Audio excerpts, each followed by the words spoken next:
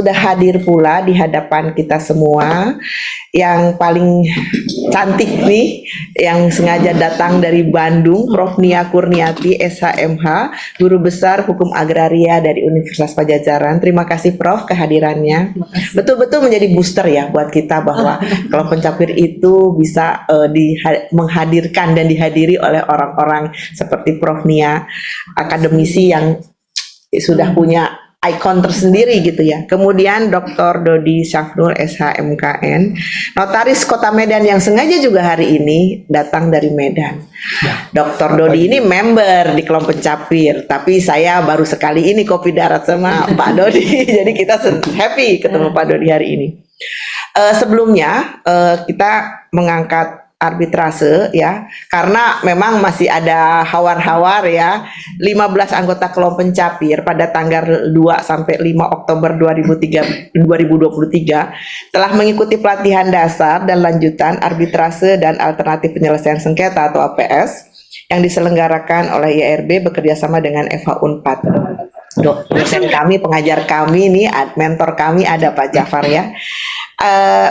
Ada hal yang menarik karena sepanjang pengetahuan kami ya, kita mengenal arbitrase itu ya hanya begitu-begitu saja, tapi setelah kita mendalami ternyata arbitrase itu luar biasa. Ada beberapa poin yang memang harus kita kritisi dan kita tanggapi sebagai notaris. Contohnya di pasal 9 ayat 2, di situ perjanjian tertulis yang dibuat oleh para pihak setelah timbul sengketa harus dibuat dalam bentuk notaril ya, apabila para pihak tidak bisa membuatnya secara bawah tangan seperti itu. Nah, ini adalah suatu peluang ya buat notaris untuk masuk ke dalam untuk lebih mengenal arbitrase. Kemudian Pak Jafar juga menceritakan kepada kami bahwa arbitrase itu sebetulnya meringankan beban notaris, karena di dalam prosesnya arbitrase itu hanya melibatkan pihak-pihaknya saja.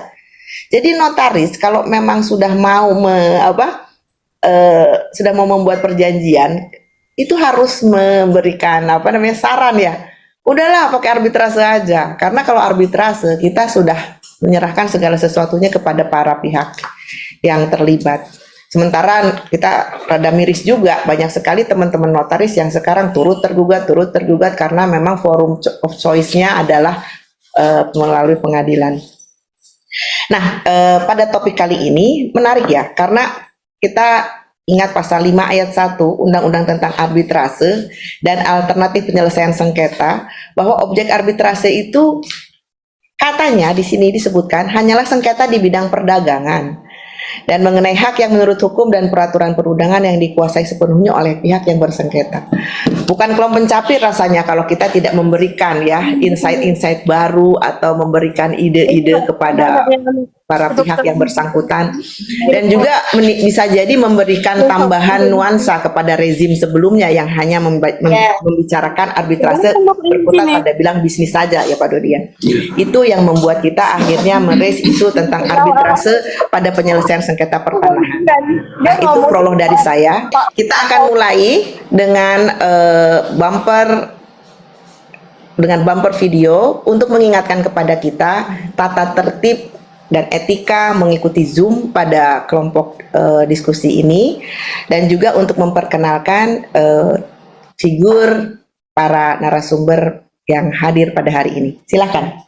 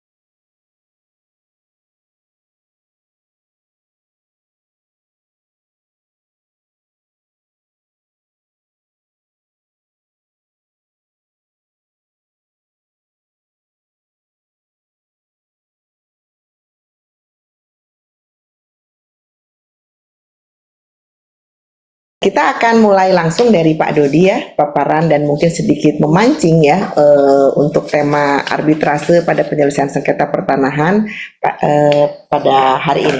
Silahkan bisa dibantu ya itunya materinya. Oke, terima kasih. Jangan dulu, biar Pak Dodinya muncul dulu mukanya. Ya, nanti dulu ya. Nah, ini dia Pak Dodi. Pak Dodi, notaris dari Medan. Silakan Pak.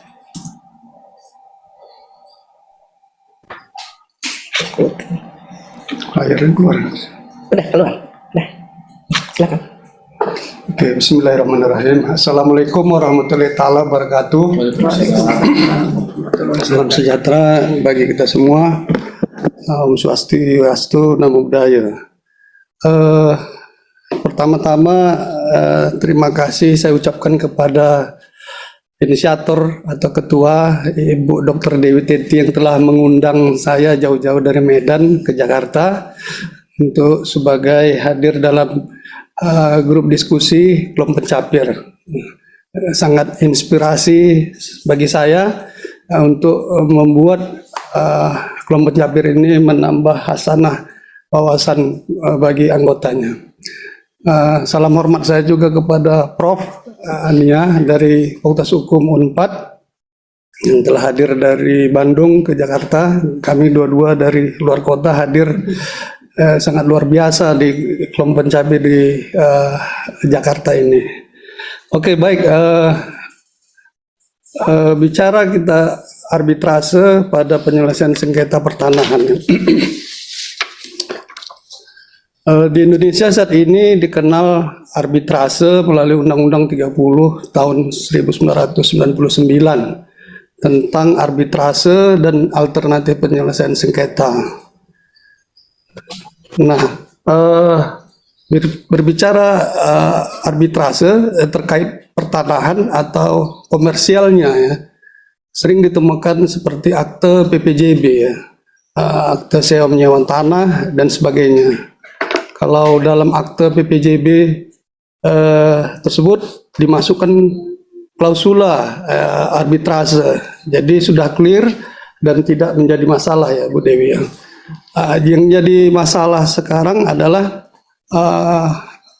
AJB-nya. AJB ini biasa produk dari PPAT. Nah, PPAT ini belum mengakomodir klausula arbitrase karena formatnya sudah baku. Jadi kita harapkan juga dari diskusi ini ada masukan kepada Kementerian Agraria atau kepala BPN untuk agar ada pilihan penyelesaian sengketa itu melalui arbitrase. Selama ini banyak melalui pengadilan ya penyelesaian sengketa dalam akte jual beli yang format dari produk dari PPAT. Nah, ini menjadi sering menjadi pertanyaan dari rekan-rekan notaris, kenapa sampai saat ini BPN ya atau Menteri Agraria belum memasukkan klausula arbitrase. Sementara dari produk PPJB ini adalah produk notaris. Nah, di sini sudah jelas pihak notaris sebagai pintu awal untuk menganjurkan kepada para pihak agar ada pilihan sengketa dalam klausula tersebut bisa memilih apakah melalui arbitrase, apakah melalui pengadilan. Jadi ada plus dan minusnya di sini ya, plus dan minus atau positif dan negatifnya. Ya. Sering menjadi kalau berbicara terkait pertanahan sering ditemukan bersifat publiknya ya, seperti sertifikat ganda atau sertifikat palsu dan sebagainya. Nah, ini tidak bisa diklaim melalui arbitrase. Nah, sertifikat ganda palsu dan sebagainya ini hanya dapat diklaim melalui ranah pidana ya, sementara untuk pembatalan hak sertifikat melalui ranah TUN ya, Tata Usaha Negara.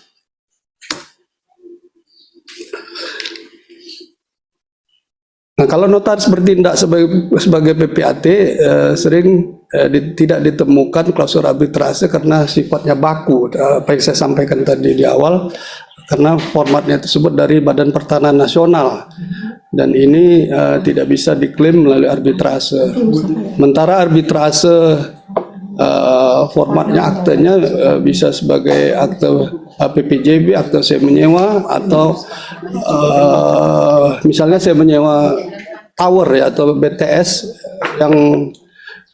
yang disewa dari pemilik tanah ke pihak ketiga, itu sering menjadi sengketa ya. PPJB notaris itu transaksi bisnis, jadi bisa mencantumkan klausula penyelesaian sengketanya melalui arbitrase. Nah ini jelas dan clear bahwasanya ini bisa menjadi pintu awal dari para notaris untuk memberikan masukan atau arahan kepada klien lah kita katakan ya, atau para pihak untuk melakukan penyelesaian sengketanya atau klausula tersebut melalui arbitrase. Sementara BPN itu sendiri tidak mau merubah format bakunya yang jadi masalah, AJB format dari BPN tidak bisa diklaim oleh arbitrase.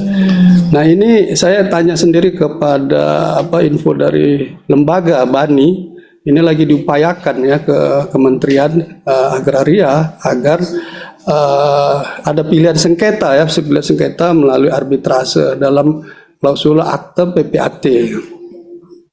Nah, notaris seharusnya memberikan anjuran kepada klien atau para pihak untuk memasukkan klausula arbitrase dalam akte PPJB tersebut. Nah, para pihak bisa memilih penyelesaian sengketa apakah melalui arbitrase atau melalui pengadilan. Di sini ada plus dan minusnya ya. Dari sisi positif penyelesaian sengketa arbitrase ini sifatnya mandiri ya, sifat mandiri bisa melalui arbiter ad hoc atau lembaga BANI. Nah ini kebetulan Bu Dewi dan teman-teman kemarin sudah mengikuti ya workshop pelatihan IRB dari lembaga BANI. Kenapa mengikuti pelatihan tersebut? Saya rasa agar lebih pede ya Bu Dewi apabila ada perkara terkait dengan PPJB notaris tersebut. Jadi bisa Bu Dewi dan rekan-rekan lainnya untuk melakukan sebagai arbiter ad hoc atau arbiter yang ditunjuk oleh lembaga BANI sendiri ya. Arbiter lembaga BANI itu ada sekitar 150 orang, itu udah ada listnya dari BANI, itu bisa dilihat dari website BANI sendiri ya. Nah, sisi positif yang kedua itu adalah prosesnya cepat ya. 180 hari selesai perkara yang mulai dibuka oleh arbiter atau ad hoc atau majelis arbitrase, 180 hari tersebut harus selesai ya. Dan putusannya itu bersifat final and binding ya. Final dan mengikat. Lalu yang ketiga bersifat rahasia ya, persidangan arbitrase tersebut bersifat rahasia, dilakukan tertutup. Sehingga kenapa dilakukan tertutup? Agar pihak luar atau pihak yang tidak masuk dalam sengketa tersebut tidak mengetahui adanya terjadi timbul sengketa di antara para pihak. Nah ini ada sisi positif agar apabila terjadi proyek-proyek yang ingin didapatkan oleh para pihak yang bersengketa, pemohon dan termohon tersebut bisa didapatkan kembali ya. Lalu fleksibel ya, fleksibel artinya persidangan arbitrase ini tidak kaku seperti di pengadilan ya. Mereka bisa memilih arbiter sendiri ya, arbiter ad hoc sendiri, dan yang ketiga majelis arbitrase ditunjuk oleh ketua pengadilan atau lembaga BANI sendiri ya. Lalu yang kelima, arbitrase itu diupayakan ya penyelesaiannya secara mencari solusi melalui musyawarah untuk mencapai mufakat ya. Jadi setiap persidangan arbitrase itu masih ada pintu untuk melakukan musyawarah ya. Beda di pengadilan di awal. Jadi setiap mulai dari awal pembukaan sampai sidang jawaban dari termohon, pemeriksaan saksi ya, jawaban replik ya. Itu bisa dilakukan untuk mencari musyawarah. Lalu yang berikutnya yang keenam, dicari dahulu solusi upaya damai baru dapat diputuskan. Jadi setiap persidangan bisa dilakukan upaya perdamaian. Nah ini sisi negatif ya dari arbitrase ya. Tadi positif, yang negatifnya harus ada ya klausula sengketa arbitrase. Jadi kalau tidak ada klausula arbitrase dalam kontrak yang dibuat oleh para pihak, arbitrase atau lembaga bani berhak menolak perkara tersebut dan diarahkan ke pengadilan negeri ya. Lalu yang kedua, pengadilan negeri itu perjanjiannya by law ya, dari negara ya, udah ada kesepakatan dari negara kepada warganya. Lalu yang ketiga, perdamaian di arbitrase itu bisa dilakukan kapan saja dalam proses sidang arbitrase setiap tahap demi tahap. Yang keempat, arbitrase tidak mengenal presiden ya. Arbitrase itu by case ya, case by case artinya. Nah, jadi arbitrase itu diputuskan berdasarkan hukum yang berdasarkan keadilan dan kepatutan ya. Lalu arbitrase itu memutus perkara berdasarkan aspek bisnisnya ya, aspek perdagangannya. Lalu sengketa konstruksi paling besar persentasenya oleh arbitrase. Jadi sengketa pertahanan ini Bu Dewi ya, sekarang yang kedua setelah sengketa konstruksi, yang pertama ratingnya ya dalam list bani 75%, lalu sengketa pertahanan ini sekitar 50% ya. Nah, sengketa pertanahan biasa juga disebut dengan sengketa properti ya. Sengketa properti kita misalnya pembangunan tower apartemen ya di Jakarta atau kota-kota besar lainnya lagi banyak sengketa yang masuk sekarang diselesaikan dalam pembangunan tower apartemen. Kenapa? Misalnya begini Bu Dewi. Misalnya pihak developer properti tersebut telah menjual properti apartemen tersebut kepada kliennya atau nasabahnya, tetapi tidak selesai juga untuk pembangunannya, lalu tidak dilakukan AJB atau PPAT sampai saat ini. Itu sering menjadi permasalahan ya. Jadi masih dalam tataran PPJB berarti. Iya ya. PPJB. Nah, itu satu. Kedua, pembangunannya juga tidak selesai. Bisa jadi developernya lari entah kemana ya, tidak tahu rimbanya. Lalu sewa tanah tower pemancar BTS ya, semacam pemancar Telkomsel begitu. Jadi misalnya ada Bu Dewi punya tanah di Jagakarsa, ingin menyewakan kepada orang lain, lalu orang lain itu menyewakan kembali ke BTS ya, provider. Jadi ini sering menjadi permasalahan ya. Nah, ini sudah banyak penyelesaian sengketanya melalui arbitrase, perkaranya sudah banyak, sekitar 50% ya. Nah, ini BOT ya, BOT terkait dengan tower tadi atau Bill Operate and Transfer atau BGS, perjanjian bangun guna serah, merupakan pemanfaatan barang milik negara, daerah berupa tanah atau oleh pihak lain dengan cara mendirikan bangunan dan atau sarana berikut fasilitasnya. Kemudian didaya gunakan oleh pihak lain tersebut dalam jangka waktu tertentu yang telah disepakati. Untuk selanjutnya diserahkan kembali tanah beserta bangunan dan atau sarana berikut fasilitasnya setelah berakhirnya jangka waktu. Nah, lalu kemudian ada prosedur atau mekanisme itu di bani ya. Prosedurnya yang pertama yaitu mengajukan permohonan ke bani agar diregistrasi oleh pemohon ya. Lalu yang kedua, harus ada klausula arbitrase di kontrak atau perjanjian, merupakan itu kewenangan bani. Kalau tidak ada klausula penyelesaian sengketa melalui arbitrase atau bani, penegasannya itu Bani berhak menolak ya kalau tidak ada ya, Bu Dewi. Jadi itu menjadi kewenangan dari pengadilan ya. Lalu yang ketiga itu ada surat kuasa dari advokat yang mewakili pemohon dan termohon apabila para pihak atau klien tersebut yang bersengketa tidak hadir langsung untuk mengikuti persidangan di arbitrase. Lalu yang keempat, penunjukan arbiter dari para pihak. Nah, ini penunjukan arbiter ini ada kewenangan yang diberikan oleh undang-undang.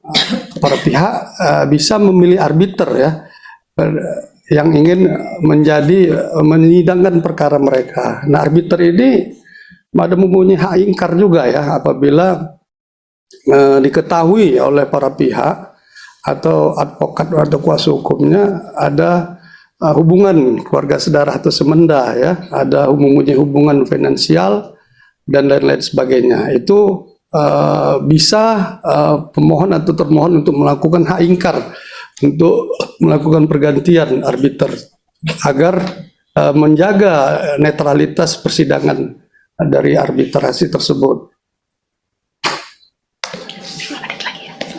Nah, ini pengertian arbitrase menurut Undang-Undang 30 tahun 99 pasal 1 angka 1. Cara penyelesaian suatu sengketa perdata di luar peradilan umum yang didasarkan pada perjanjian arbitrase yang dibuat tertulis oleh para pihak yang bersengketa. Perjanjian arbitrase suatu kesepakatan berupa klausul arbitrase yang tercantum dalam suatu perjanjian tertulis yang dibuat para pihak sebelum timbul sengketa, atau suatu perjanjian arbitrase sendiri yang dibuat oleh para pihak setelah timbul sengketa.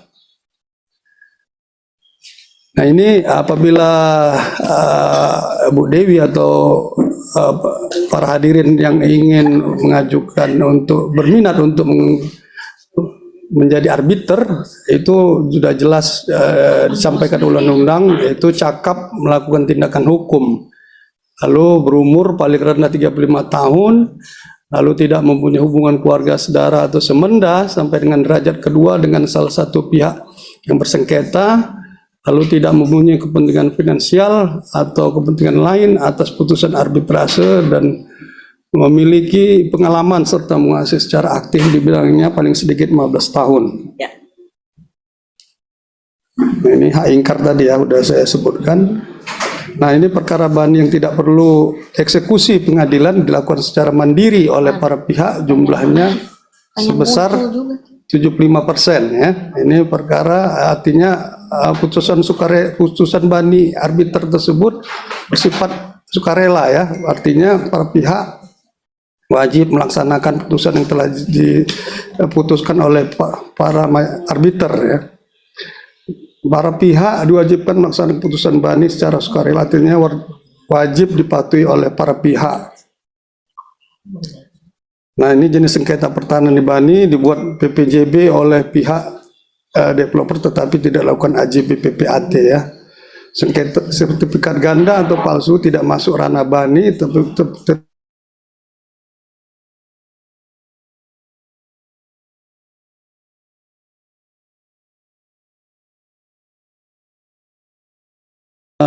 terkait yang pertama adalah adanya dokumen palsu atau yang dinyatakan palsu, lalu dokumen yang tersebut disembunyikan oleh pihak lawan, lalu yang ketiga pribadi itu kan diambil dari hasil video muslihat.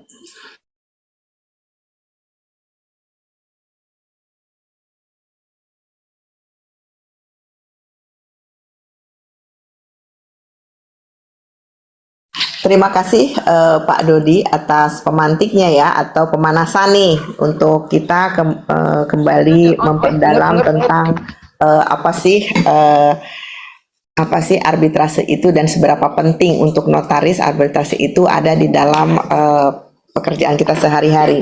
Sekilas ya, kalau kita bisa resumekan bahwa kalau di dalam PPJB sudah banyak ya Pak ya, PPJB sewa menyewa, apalagi kontrak-kontrak yang memang bersinggungan dengan tanah seperti tadi misalnya untuk apartemen dan segala macam, tetapi itu masih dalam batasan kepengikatan ya, pengikatan bukan kepada AJB-nya, karena format AJB itu katanya belum bisa ya ditambahkan klausul arbitrase. karena memang kita bicara tentang format sih ya, bukan sesuatu yang sifatnya perjanjian buku 3 terbuka.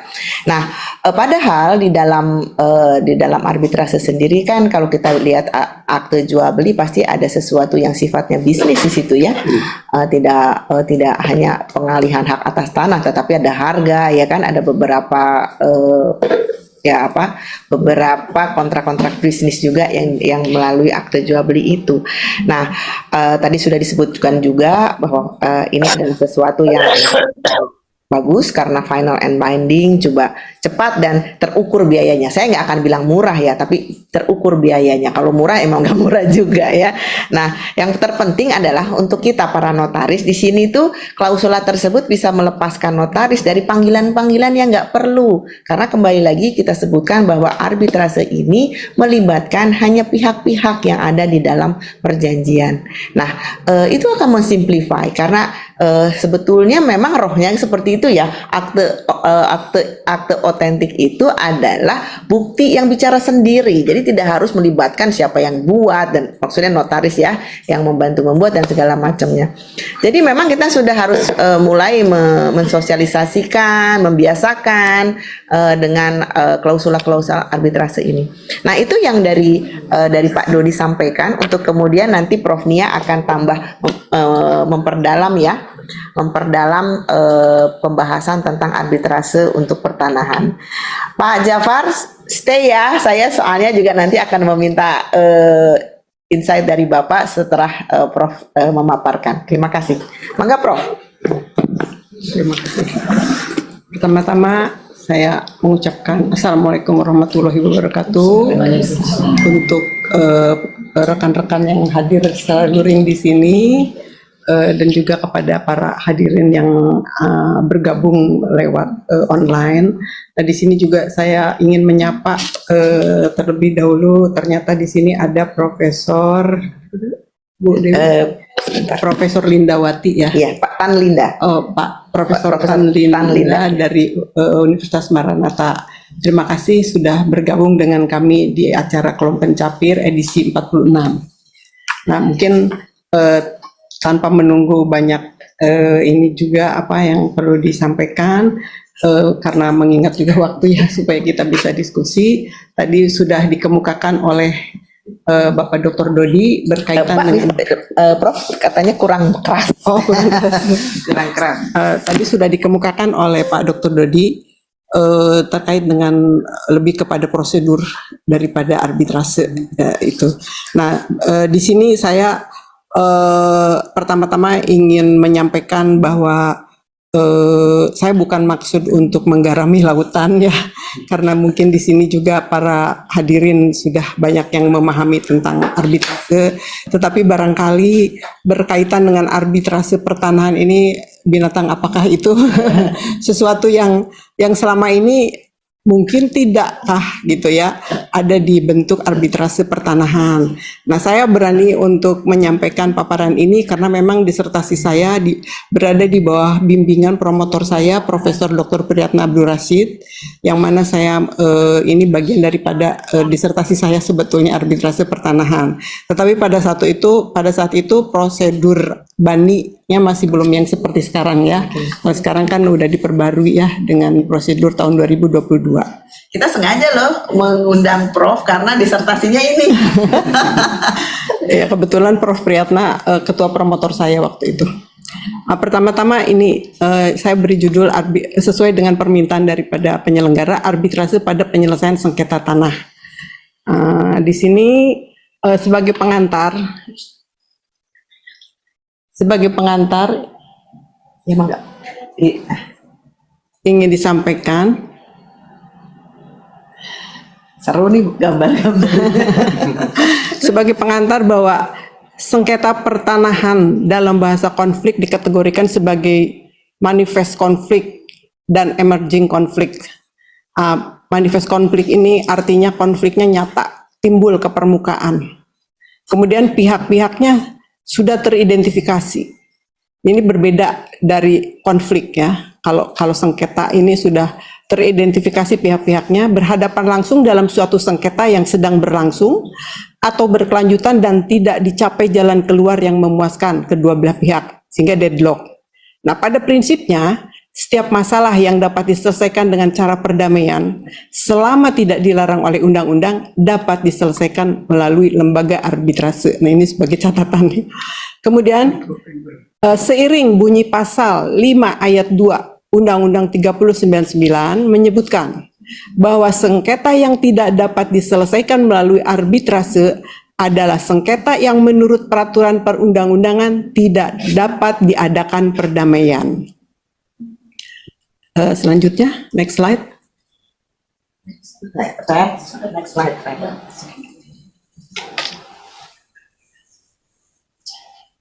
Next ya.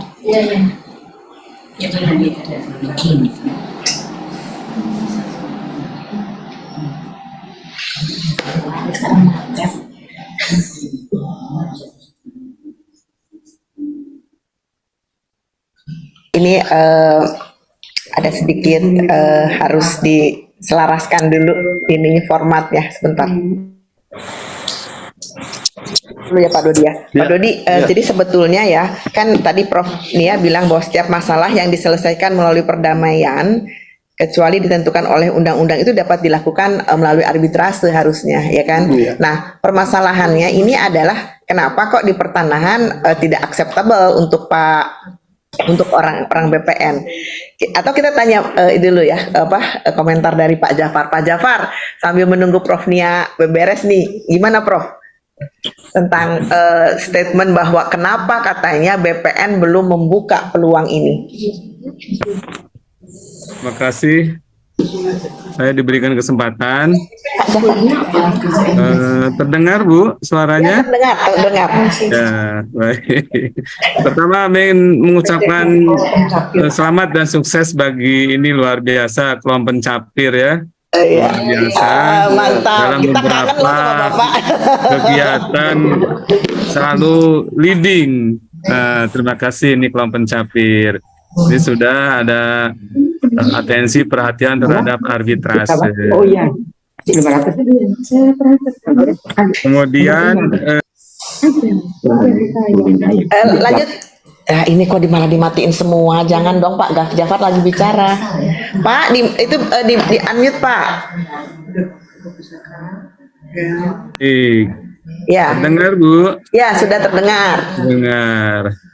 Baik, terima kasih luar biasa. Ini izin Prof. Nia. Saya lanjut atau bagaimana Prof. Ya, Nia sambil sudah nunggu, bisa? belum join Prof. Nianya. Silakan Pak Jafar. Terima kasih, ini luar biasa Prof. Nia sudah join di sana. Kemudian Pak Dr. Dodi juga ya sudah join di sana. Salam kenal juga. Ini kebetulan Prof. Nia nih sama-sama satu alma mater ya. Terima kasih Prof. Berbicara mengenai pertanahan ini sangat menarik, apalagi dikaitkan dengan aspek penyelesaian sengketa begitu ya. Tentu bicara mengenai pertanahan, saya melihat ada paling tidak ada 3 aspek. Yang pertama aspek administratif, kemudian yang kedua aspek privat, kemudian yang ketiga aspek umum ya. Nah ini tentu kita mesti pilah-pilah kapan ini terkait pertanahan aspek-aspek itu muncul. Nah ini yang paling penting perhatian kita adalah terkait dengan penyelesaian sengketa yang terkait dengan pertanahan. Nah, kita tidak semata-mata penyelesaian sengketa itu di Badan Peradilan Negara, akan tetapi dapat juga diselesaikan di luar peradilan negara. Nah itu salah satunya melalui arbitrase atau alternatif penyelesaian sengketa. Nah ini mungkin yang dapat saya sampaikan. Tentu, nah ini ada peran notaris ataupun PPAT sesuai dengan UUJN, Undang-Undang Jabatan Notaris, baik notaris maupun PPAT itu ada fungsi yaitu memberikan advis, Bu Dewi, memberikan advis kepada klien-klien kita. kepada nasabah-nasabah kita. Ya, salah satunya adalah terkait dengan penyelesaian sengketa. Jadi dalam penyelesaian sengketa itu tidak hanya di luar tidak hanya di peradilan negara, namun juga bisa dilakukan di luar peradilan negara. Kemudian ini peranan notaris ini sangat strategis dari awal. Notaris PPAT pembuat produk akta otentik. Nah ini karena itu ada gagasan untuk penyelesaian sengketa juga dapat dilakukan di luar peradilan negara. Nah, namun demikian di akta-aktanya memang di akta PPAT AJB ini nampaknya masih standar ya, Bu. Masih standar. Karena itu upaya itu sejalan dengan politik hukumnya, politik hukum di negara kita. Mana yang masuk administratif, mana yang masuk ke ranah privat. Nah, tentu ini ada porsi-porsinya. Mungkin Pak itu saja Jafar, dulu. Pak Bu Jafar, Dewi. Pak Jafar, saya sebentar aja. Saya mau make sure aja. Berarti kalau misalnya di pasal 5 ayat 1 yang mengutarakan bahwa arbitrase itu hanya perkara perdagangan, berarti kan sebetulnya dagang tanah ini kan jual beli juga harusnya masuk dong, ya kan Pak? Ya, itu tadi ada 3 aspek, Bu. Ada 3 aspek. Pak Dodi sudah mention juga tadi di awal. Ada aspek administratif, perdata, dan ranah lainnya tadi. Nah, tentu di sini mana yang aspek perdatanya. Nah, tentu porsinya. Tentu di sini mesti ada underlying-nya seperti ya Undang-Undang 30 mengatur mengenai hukum perdagangan. Namun di samping itu ada undang-undang di luar Undang-Undang 30 itu seperti Undang-Undang Jasa Konstruksi, kemudian Undang-Undang mengenai kesehatan, kemudian Undang-Undang mengenai peraturan mengenai pengadaan barang dan jasa. Itu penyelesaian sengketanya dapat dilakukan di luar peradilan negara. Tentu di sini inisiatif menurut saya, Bu, inisiatif untuk mendukung dalam penyelesaian sengketa pertanahan juga tentu itu harus didorong oleh adanya underlying-nya yang lebih tegas lagi. Mungkin itu, Bu.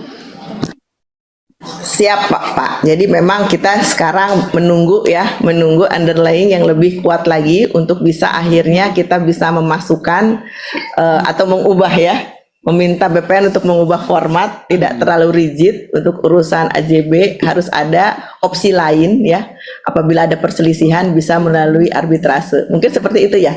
Terima kasih Pak Jafar insight-nya. Kita akan lanjutkan ke Prof Nia ya. Silakan Prof. Terima kasih. Mulai lagi ya. Ya, mangga Prof. Ini saya ingin sampaikan perbedaan konflik dengan sengketa. Nah, berdasarkan Permen ATR BPN 2021 tahun 2020 tentang penanganan dan penyelesaian kasus pertanahan dijelaskan bahwa sengketa pertanahan adalah perselisihan tanah antara orang perseorangan, badan hukum atau lembaga yang tidak berdampak luas. Sedangkan konflik pertanahan itu adalah perselisihan tanah antara orang perseorangan, kelompok, golongan, organisasi, badan hukum atau lembaga yang mempunyai kecenderungan atau sudah berdampak luas. Kemudian ini sedikit ingin menyampaikan, tadi kayaknya ini dilewat aja ya, karena udah disampaikan oleh Pak Dodi tadi mengenai PS, arbiter, perjanjian arbitrase, para pihak dan lembaga arbitrase saya lewat. Nah ini sejarah mungkin sedikit bisa dikemukakan ya, sejarah arbitrase di Eropa. Dahulu arbitrase ditunjuk setelah sengketa lahir. Sekarang arbitrase ditunjuk sebelum sengketa melalui suatu perjanjian. Kemudian dahulu arbitrase digunakan untuk sengketa antara kerabat untuk menjaga hubungan baik. Sekarang objek sengketanya lebih pada hubungan dagang atau bisnis. Kemudian dahulu arbiternya yang dipilih, yaitu orang yang telah dikenal baik oleh para pihak. Sekarang dalam hal pemilihan arbiter tidak sebebas dahulu. Selain dalam hal latar belakang keahlian, juga institusi. Nah, karakteristik arbitrase.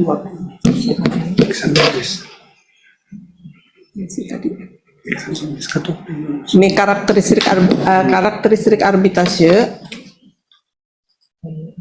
Ini.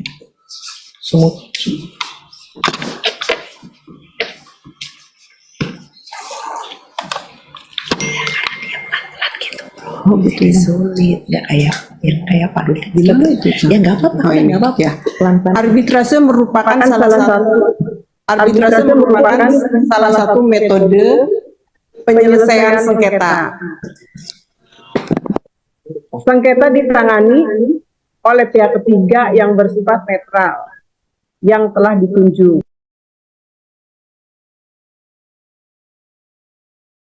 Hukum dan juga memberikan kesempatan bagi para pihak untuk membela diri dan mengajukan bukti-bukti yang dimiliki. Kelima, merupakan sistem peradilan yang diawasi oleh para pihak yang bersengketa, bukan negara. 6, putusannya bersifat final and binding berdasarkan perjanjian arbitrase yang telah diajukan untuk memutuskan sengketa oleh para pihak dan juga menunjukkan bahwa para pihak secara sukarela akan melaksanakan putusan apapun yang dihasilkan. Dan proses arbitrase setelah putusannya bersifat independen dan bebas dari pengaruh negara. Berlaku untuk semua jenis arbitrase, baik komersial, industri, dan sebagainya, baik dalam lingkup nasional maupun internasional, serta peraturan mengenai arbitrase di beberapa negara hampir sama seperti halnya dalam konteks hukum, acara arbitrase, objek arbitrase, dan lainnya. Arbitrase dan sengketa pertanahan. Arbitrase dapat menjadi solusi dalam penyelesaian sengketa pertanahan di luar pengadilan. Nah, arbitrase pertanahan lebih memadai untuk menyelesaikan kasus sengketa pertanahan bagi kalangan dunia perniagaan. Karena dapat memberi manfaat berupa prosedur sederhana, proses cepat, wasit profesional di bidang pertanahan, dilakukan dengar pendapat secara hukum yang disepakati, melalui negosiasi, mediasi, putusan final dan mengikat, akan mengakhiri sengketa. Dan pentaatan putusan yang bersifat sukarela jika diingkari dapat dipaksakan secara yuridis oleh pengadilan melalui pendaftaran putusan arbitrase di pengadilan negeri.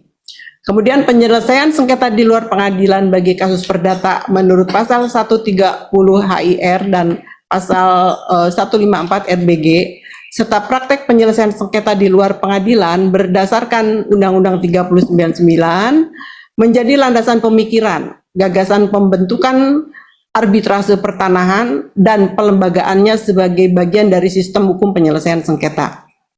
Nah, konsep arbitrase pertanahan yang dikembangkan dari praktek-praktek penyelesaian sengketa pertanahan pada masyarakat hukum adat yang dipimpin oleh tetua adat atau ninik mamak atau hakim perdamaian sebagai wasit.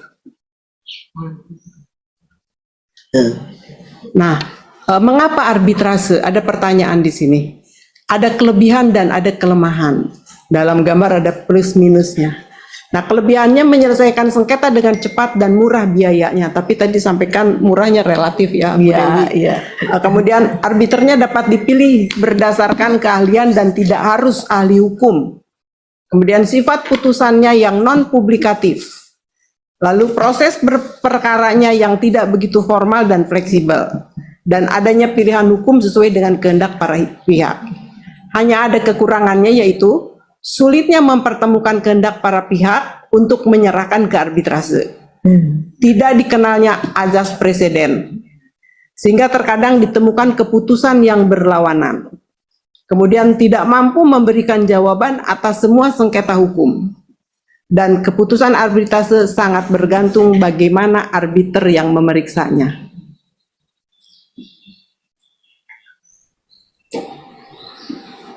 Nah, ini bentuk arbitrase.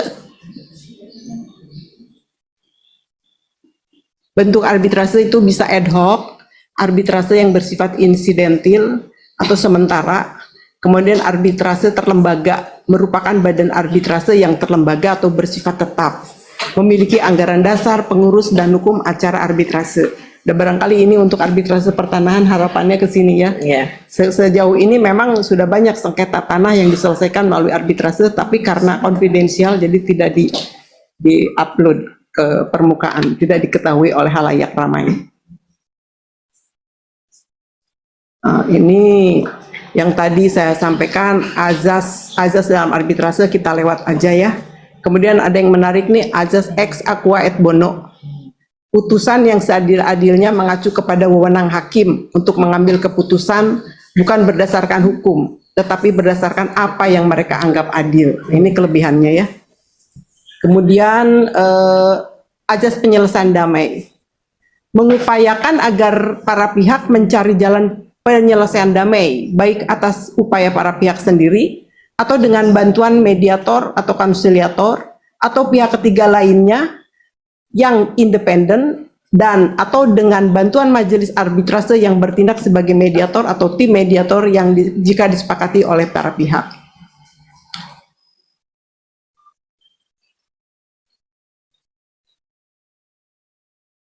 Nah ini saya membahas mengenai pertanahannya ya. Pengertian tanah, hak atas tanah, dan sengketa pertanahan. Ini sedikit aja diulas bahwa tanah itu dalam arti bukan sekarung tanah tetapi permukaan bumi. Permukaan bumi baik berupa daratan maupun yang tertutup air, termasuk ruang di atas dan di dalam tubuh bumi, dalam batas tertentu yang penggunaan dan pemanfaatannya secara langsung maupun tidak langsung dengan penggunaan dan pemanfaatan permukaan bumi.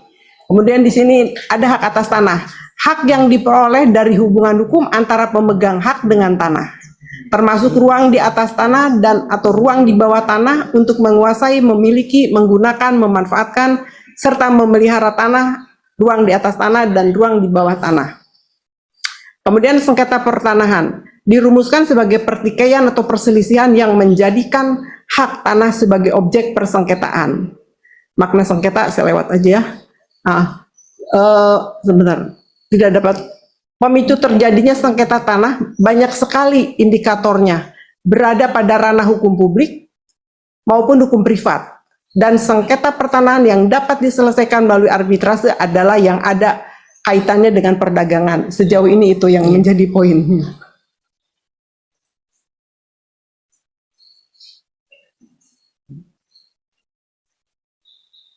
Nah ini saya lewat lagi aja karena tadi udah.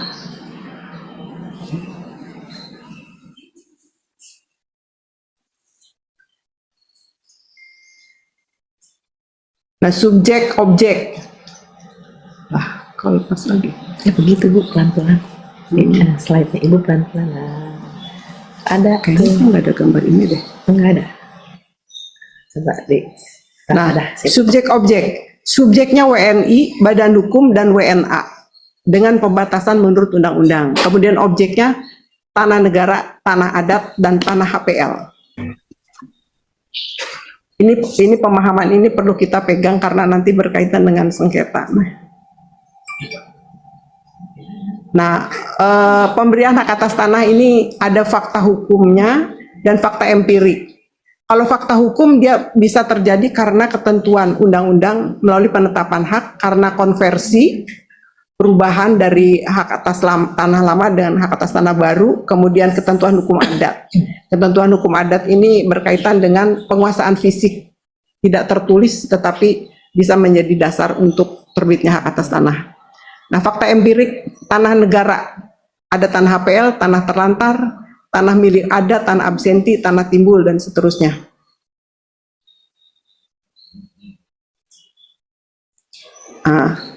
Hak atas tanah adalah hak yang diperoleh dari hubungan hukum antara pemegang hak dengan tanah, termasuk ruang di atas tanah dan atau ruang di bawah tanah untuk menguasai, memiliki, menggunakan, dan memanfaatkan, serta memelihara tanah, ruang di atas tanah, dan ruang bawah tanah. Nanti itu kaitannya dengan perjanjian itu nanti tadi. Menegaskan pada hubungan hukum konkret antara subjek dengan objeknya. Nah, ini menegaskan hubungan konkret antara subjek dan objeknya. Ini ada potensi penambahan jenis hak atas tanah. Sejauh ini ruang bawah tanah dan ruang atas tanah itu belum masuk kategori hak atas tanah, tapi ininya alas haknya baru perizinannya. Nah, pengembangan pengertian otentik hak atas tanah. Ini tadi udah disampaikan ya, hak atas permukaan bumi. Terus kemudian hak atas tanah ini saya lewat aja ya, biar waktunya biar enggak. Nah, Undang-Undang 6 2023 UCK, tanah ruang yang terbentuk pada RAT RBT dan digunakan untuk kegiatan tertentu dapat diberikan HGB HP HPL. Batas kepemilikan tanah pada RAT oleh pemegang hak atas tanah diberikan sesuai dengan koefisien dasar bangunan, koefisien lantai bangunan, dan RTR yang ditetapkan sesuai ketentuan perundang-undangan. Batas kepemilikan pada RBT diberikan sesuai dengan batas kedalaman pemanfaatan yang diatur sesuai ketentuan perundang-undangan. Nah, pemanfaatan dan atau pemberian hak atas tanah ini juga saya lewat aja ya.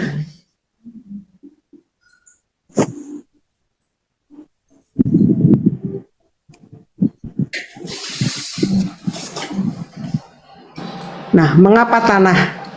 Nah, di sini ada 3 poin. Arti penting tanah. Secara kodratis selama-lamanya terdapat hubungan langsung antara manusia dengan tanah untuk memenuhi kebutuhannya sehingga penguasaan dan pemilikannya perlu diatur secara merata dan adil. Pentingnya tanah bagi manusia ada 2 faktor. Pertama, karena sifatnya tanah adalah benda kekayaan yang bersifat tetap bahkan menguntungkan sehingga merupakan modal utama bagi sebagian terbesar rakyat Indonesia dalam melangsungkan kehidupan. Kedua, terdapat kenyataan bahwa tanah merupakan tempat mendirikan bangunan, gedung untuk tempat tinggal atau kegiatan usaha, dan sumber mata pencaharian lainnya, bahkan merupakan tempat manusia dikebumikan saat meninggal dunia. Korelasinya di sini yang penting. Dalam falsafah rakyat Indonesia, konsep hubungan antara manusia dengan tanah menempatkan individu dan masyarakat sebagai satu kesatuan yang tak terpisahkan. Untuk mengatur hubungan hukum antara individu dengan tanah, diterbitkan berbagai jenis hak atas tanah sesuai dengan peruntukan dan pemberian haknya. Pemberian hak atas tanah harus sesuai dengan RTR karena tanah merupakan ruang RTR karena tanah merupakan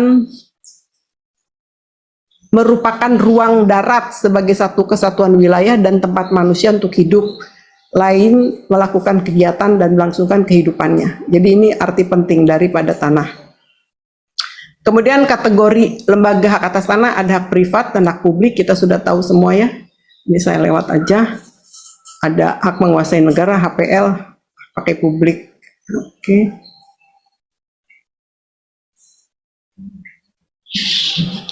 Nah, pihak-pihak yang terlibat dalam sengketa pertanahan. Bisa orang perorangan, bisa perorangan dengan badan hukum, bisa perorangan dengan instansi pemerintah, badan hukum dengan badan hukum, badan hukum dengan instansi pemerintah, badan hukum dengan masyarakat, instansi pemerintah dengan instansi pemerintah atau BUMN, instansi pemerintah dan masyarakat dengan masyarakat. Sebetulnya data ini ada persentasenya, tapi itu pada saat saya disertasi, jadi persentasenya udah nggak valid, ini valid lagi dengan sekarang.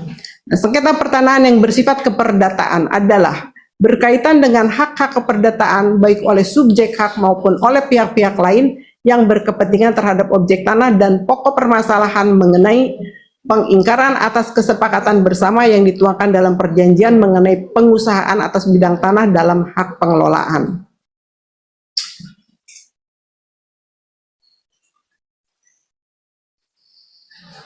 Nah ini, objek sengketa dalam arbitrase. Saya mengutip dari buku Prof. Priyatna Abdul Rashid, menyebutkan lebih dari 7 permasalahan yang bisa dibawa ke arbitrase. Salah satunya adalah sengketa pertanahan, yang mana pertikaian atau perselisihan yang menjadikan hak tanah sebagai objek persengketaan dalam hubungan hukum keperdataan. Makanya saya kasih warna merah nih, kuning, bahwa tidak bisa dipungkiri bahwa tanah bisa dijadikan objek arbitrase. Nah ini, tanah sebagai objek perdagangan. Tanah sebagai objek perdagangan, sini ada angka 1 nih, bisa dijadikan objek jual beli. Kemudian 2, bisa dijadikan objek hak tanggungan. Ketiga, ini copyright ya, sertifikat lah. Kemudian keempat, nah dari sini ada gambaran ya. Sengketa yang dapat diselesaikan melalui arbitrase adalah sengketa di bidang perdagangan, kata pasal 5 Undang-Undang 3099. Lalu kemudian ke atas nih, ini tanah sebagai objek hukum yang bersifat tidak netral, itu menurut pendapat Prof. Mokhtar Kusumatmaja. Kenapa demikian? Karena tanah itu punya multifungsi, fungsi sosial, budaya, ekonomi. Di sebelah barat lewat sini bisa tak Pak? Kok lewat kono? Tolong ya, tolong ya di mute. Aduh, ampun. Terus Prof. Ketutup. Iya, terus. Nah, di sini tanah sebagai objek perbuatan hukum perikatan dapat menjadi objek perjanjian jual beli yang diatur di dalam KUH Perdata buku 3, pasal 1320, 1338 dan 1457. Ini kita semua udah tahu ya isinya. 1457 itu mengenai jual beli. Nah, di sini saya kasih tanda merah. Tanah sebagai benda tidak bergerak bersifat tidak netral, bukan objek perdagangan. Saya kasih tanda tanya. Dan ini menjadi diskusi buat kita ya. Nah, penyelesaian sengketa tanah via MEDARB atau arbitrase. Mediasi arbitrase atau langsung ke arbitrase. Nah, ruang lingkup perdagangan yaitu kegiatan di bidang perniagaan, perbankan, keuangan, penanaman modal, industri, haki. Nah, itu menurut penjelasan pasal 56. Nah, ini udah masuk ke ranah arbitrase pertanahan.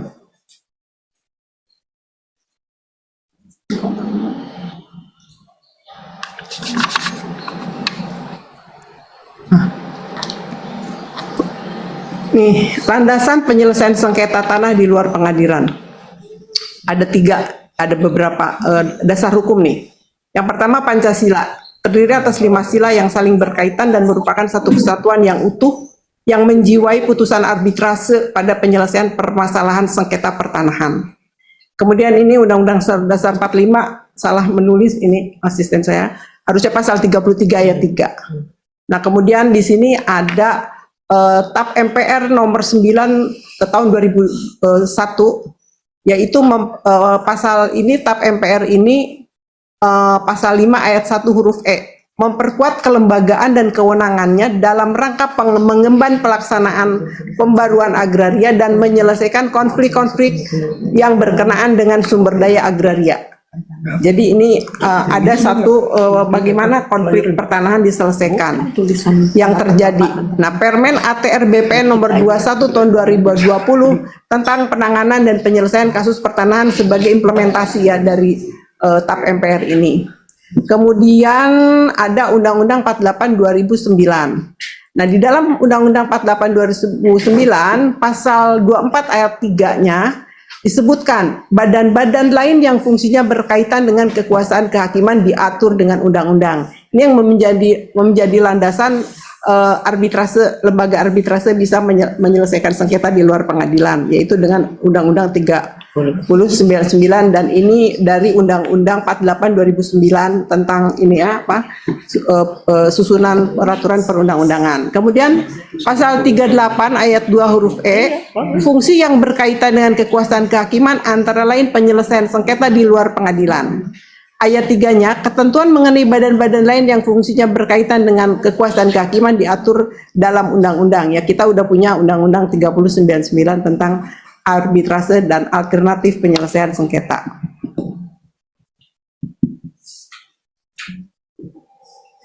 Nah, ini agak filosofisnya di sini ya. Walaupun ini detail tapi saya akan bacakan. Undang-Undang Kekuasaan Kehakiman nomor 48 tahun 2009 pasal 38 ayat 1 dan ayat 2 Jungto Undang-Undang 3099 dimungkinkan cara arbitrase bagi penyelesaian sengketa bidang pertanahan.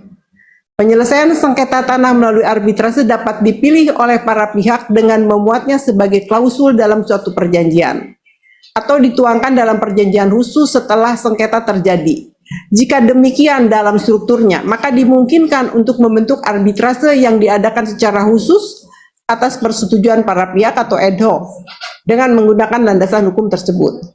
Kemudian di dalam Undang-Undang 3099 pasal 5 ayat 1 terdapat pembatasan tentang objek sengketa yang dapat diselesaikan oleh arbitrase.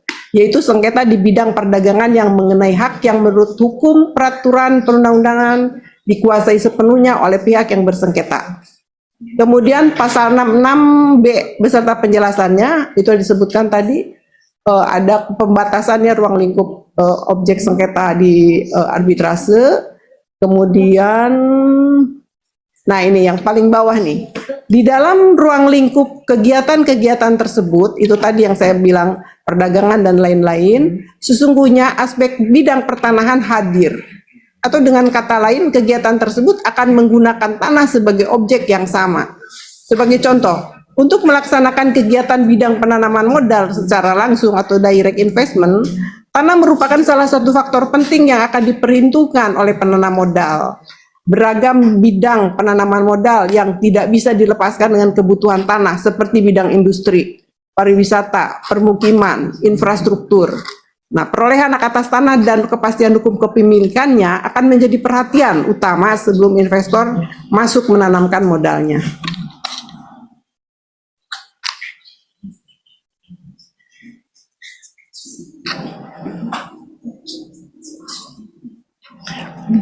Lambat ya, itunya lambat, maksudnya ibu itunya pakai slideshow. Lanjut. Saya bilang gimana caranya lanjut? Oh, ini agak nggak bisa dulu gimana? Nih, sebentar mungkin. Nah, ini penyelesaian sengketa pertanahan melalui arbitrase dalam teori dan praktek. Penggunaan arbitrase bagi penyelesaian sengketa bidang pertanahan telah dilaksanakan oleh BANI. Dalam hal ini telah menjatuhkan putusannya nomor 190/2 Romawi /ARB /BANI/2004 tentang pembatalan perjanjian service apartment agreement blok P antara pemohon dan termohon yang berisi penyerahan hak pengelolaan nomor 3 Desa Benoa seluas kurang lebih 12.575 meter persegi dari pemohon kepada termohon untuk dijadikan HGB yang selanjutnya tertera di atas sertifikat nomor 709 Desa Benoa, Kecamatan Kuta, Kabupaten Daerah Tingkat 2 Badung, Provinsi Daerah Tingkat 1 Bali atas nama termohon seluas kurang lebih 12.575 meter persegi. Majelis arbitrase pada BANI menyatakan pula bahwa putusan arbitrase adalah putusan dalam tingkat pertama dan terakhir serta mengikat kedua belah pihak. Izin saya mendapatkan putusan arbitrase ini dari Prof. Priyatna, tetapi ditutup identitasnya. Jadi kasusnya memang real ada ya. Nah, arbitrase muncul sebagai reaksi atas penyelesaian sengketa melalui pengadilan yang berjalan lamban, mahal, dan terkadang tidak dapat dieksekusi. Arbitrase dengan sifat yang informal, tertutup, biaya terukur, dan efisien diharapkan mampu menyelesaikan sengketa secara lebih memenuhi harapan para pihak. Saya mengutip dari Prof. Maria Sumarjono.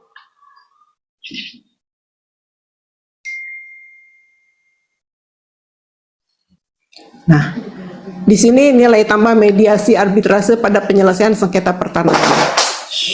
Putusan final dan mengikat. Arbiter memiliki kewenangan penuh membuat perjanjian yang bersifat final dan mengikat. Hemat waktu dan biaya, mediasi dan arbitrase dalam satu tahapan yang berurutan dan terpisah, sehingga lebih efektif dan biaya menjadi terukur meskipun proses mediasi tidak membuahkan hasil. Fleksibel karena mediasi arbitrase bersifat luas, sehingga memungkinkan prosesnya dibuat cocok untuk menyelesaikan sengketa. Kemudian sebagai alternatif, meskipun belum tentu semua sengketa pertanahan dapat ditempuh melalui mediasi arbitrase, tapi setidaknya dapat menjadi alternatif penyelesaian sengketa pertanahan.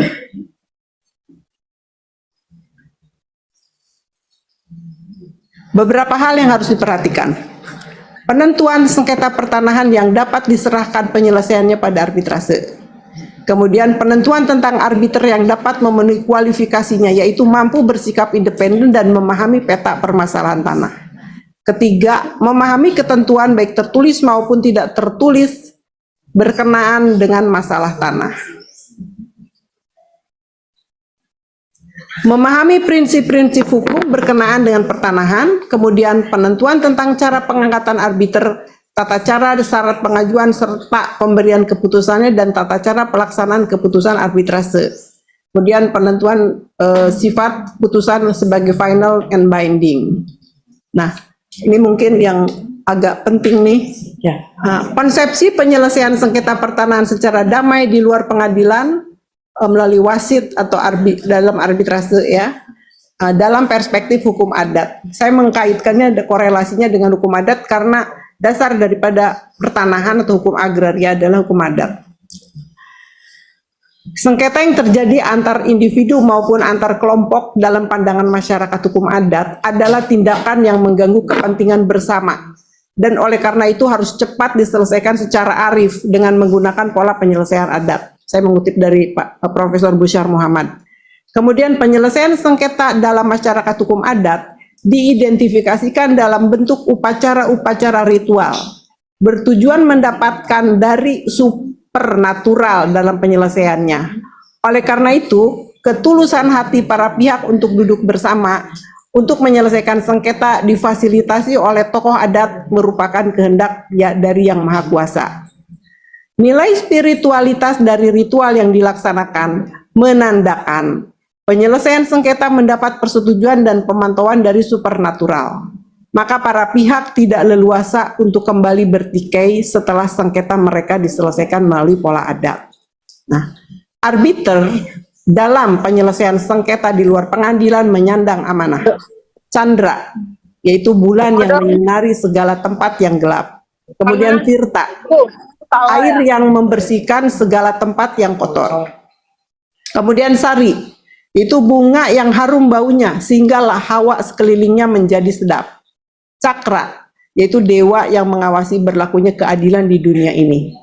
Nah, pada masyarakat adat, penyelesaian perselisihan di luar pengadilan atas dasar perdamaian atau melalui wasit analog dengan arbitrase. Tokoh adat atau arbiter adalah orang yang punya karisma, yang memahami dan menguasai norma, kaidah hukum, adat dengan pola kekeluargaan serta menegakkannya dalam kehidupan masyarakat.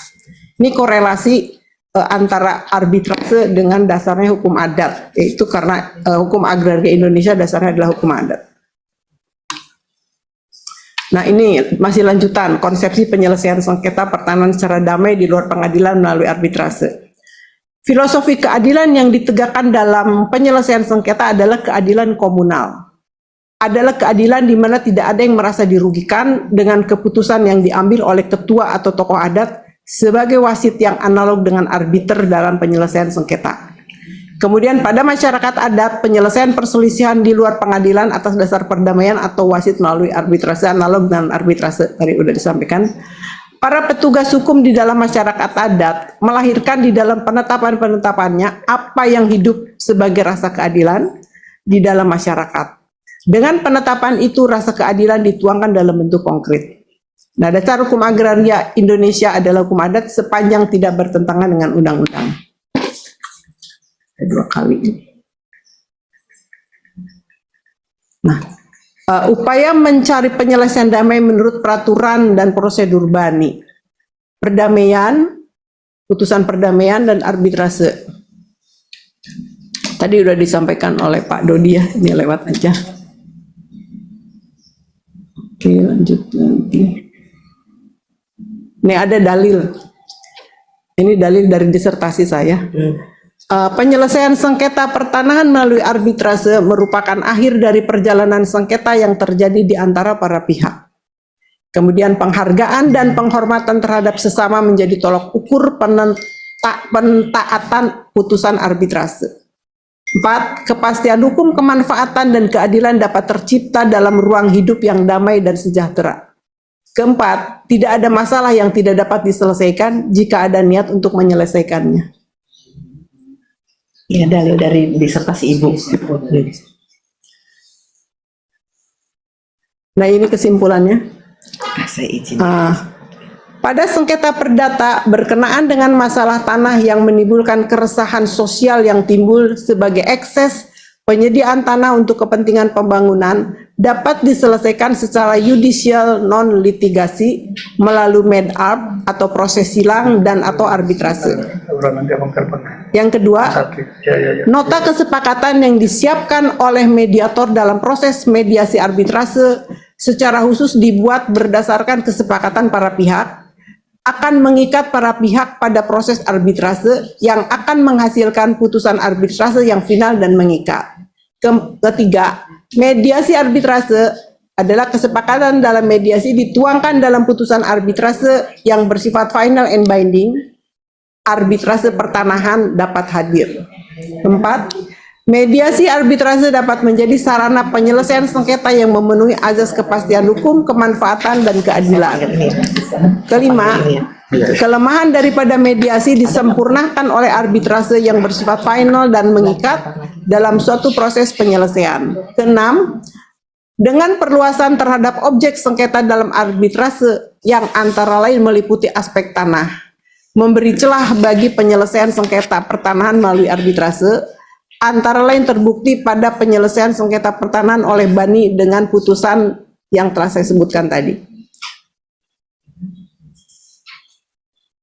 Ini ada saran-saran dari pemikiran saya, bahwa di dalam rancangan undang-undang pertanahan yang akan datang, yang mana undang-undang pertanahan sudah diinisiasi dari tahun 2000 tapi tidak pernah disepakati, disetujui, dan kemudian di drop lagi dari prolegnas dan sekarang lagi dimunculkan lagi.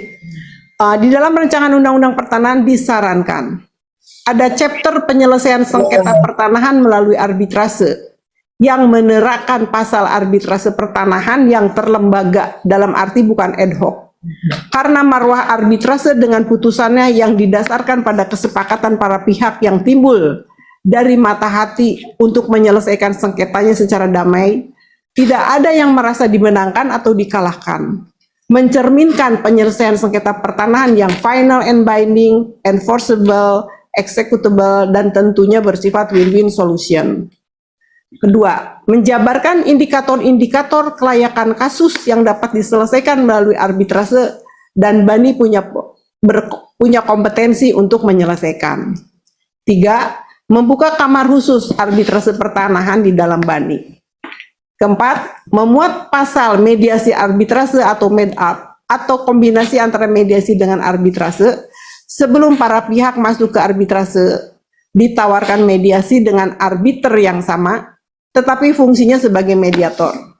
Ketika mediasinya berhasil, dituangkan dalam putusan kesepakatan yang dicapai melalui mediasi oleh majelis, dituangkan dalam putusan arbitrase yang final and binding, enforceable, dan executable. Mungkin itu yang bisa saya sampaikan. Selebihnya saya mengucapkan terima kasih. Terima kasih, saya kembalikan kepada moderator. Terima kasih Prof atas paparannya. Bisa di ini? Bapak, Ibu stop. Oh iya. Terima kasih paparannya. Tadi narasumber pertama Dr. Dodi menyebutkan tentang kelebihan-kelebihan, kemudian Prof Nia menyebutkan tentang kelemahan dari arbitrase.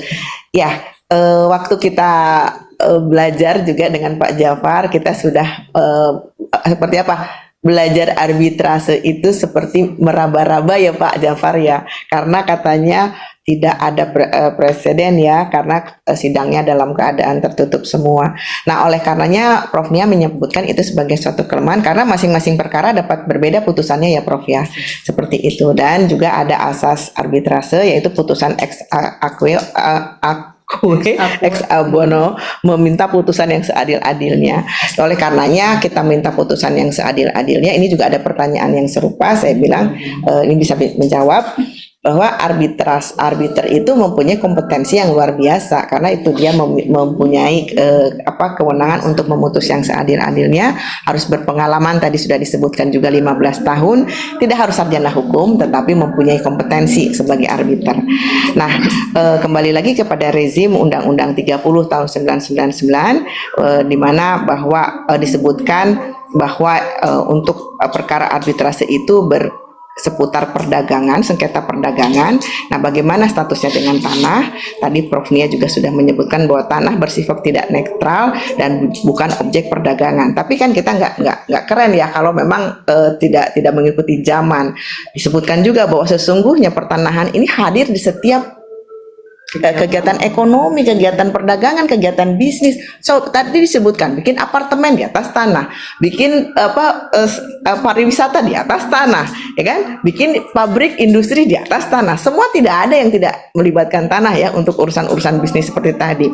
Oleh karenanya seharusnya memang sudah mindsetnya berubah, melibatkan pertanahan ini tidak ansih hanya pada perkara pengadilan di pengadilan, tetapi memberikan opsi bahwa pertanahan ini juga harus hadir di APS dan mediasi. Nah, sarannya, wah luar biasa nih. Sarannya adalah arbitrasi pertanahan itu bikin lembaga dong, tidak hanya ad hoc, tapi ada lembaganya, atau bikin kamar khusus arbitrase di BANI. Seperti itu. Saya pikir ini wrap up-nya cantik banget. Izin Prof, tadi saya sedikit memfoto karena kita biasa kalau memang temanya menarik, kita biasa masukin ke media supaya kita bisa membuat suatu konklusi.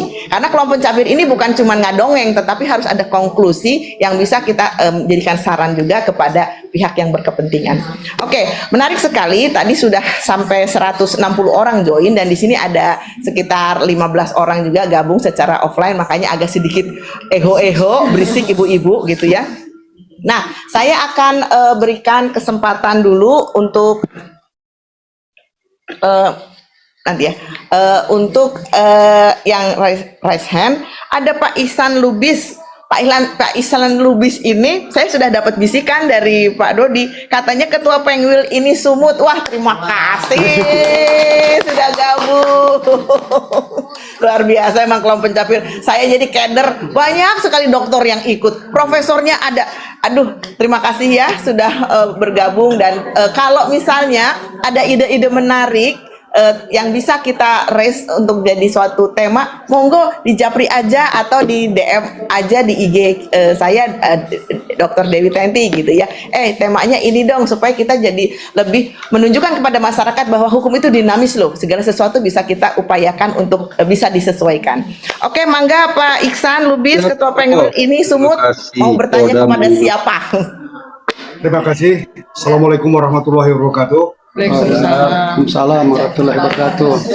Horas kepada kita semua. Ya, terima kasih.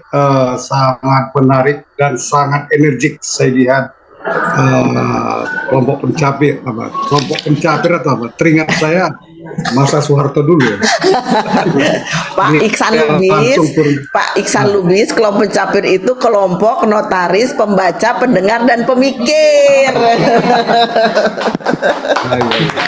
Jadi saya kira dengan bahasa terjemahan atau kepanjangan dari kelompok pencapir tersebut bisa kita tingkatkan ini supaya ada semacam medianya atau jurnal sehingga kita bisa kirim tulisan. Itu urusan Pak Dodi lah Pak. Nah, jadi silakan, begini. Pertanyaannya apa Pak? Begini, ini pertanyaannya baik kepada Pak Dodi maupun kepada Prof. Ada hal yang menarik sebenarnya. Kita lihat lahirnya arbitrasi. Lahirnya arbitrasi ini merupakan suatu hal yang sangat dibutuhkan, dan akan tetapi ada beberapa hal yang perlu artinya menjadi perhatian kita bersama. Pertama, tentang arbitrasi ini, wadahnya ini setidak-tidaknya ini harus bisa diarahkan menjadi tunggal supaya keputusan yang diambil itu lebih berwibawa. Karena yang saya tahu dan yang saya dengar, lembaga arbitrasi ini lebih daripada satu. Jadi ini penting untuk penguatan. Lebih dari apa? Lebih dari satu.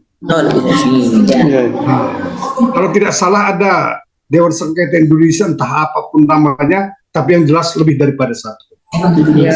Jadi kalau seandainya dia tunggal, dia lebih kokoh dan kuat. Kemudian akan tercipta satu kode etik yang bisa memberikan marwah daripada anggota arbitrasi ini lebih kuat. Karena sebagaimana kita ketahui, untuk putusan arbitrasi ini seringkali mengalami hambatan dalam arti kata eksekusi. Meskipun disampaikan tadi baik oleh Pak Dodi maupun Bu Prof, ini final and binding, tapi eksekusinya itu sering mengalami hambatan yang cukup serius. Oke, baik Pak Iksan, kita sudah menangkap bahwa untuk masalah lembaga dan masalah eksekusi, ya, siap. Ya, terima kasih. Ya, terima kasih Pak Iksan. Nah, ini akan langsung dijawab oleh siapa nih, Prof apa Pak Dodi dulu? Nanti Pak Jafar tolong bantu ya, karena ini urusannya dengan yang tadi. Pertanyaan selalu ada kepada kami, notaris dan masyarakat, males di arbitrase, kenapa? Ada masalah dengan eksekusi, padahal waktu kami belajar kemarin, yang baru belajar, itu masalahnya sedikit ternyata, yang tidak applicable itu sedikit. Nah, ini kita perlu data juga supaya membuat kita lebih semangat ya, membunyikan klausula arbitrase ini di dalam akte-akte kita. Oke, Pak Dodi, silakan. Oke, terima kasih. Pertanyaannya Pak Iksan Lubis, ini beliau adalah ketua saya di Sumatera Utara. Harus hormat Ya, sama ketua. salam hormat ya, tulang ya Pak Ketua.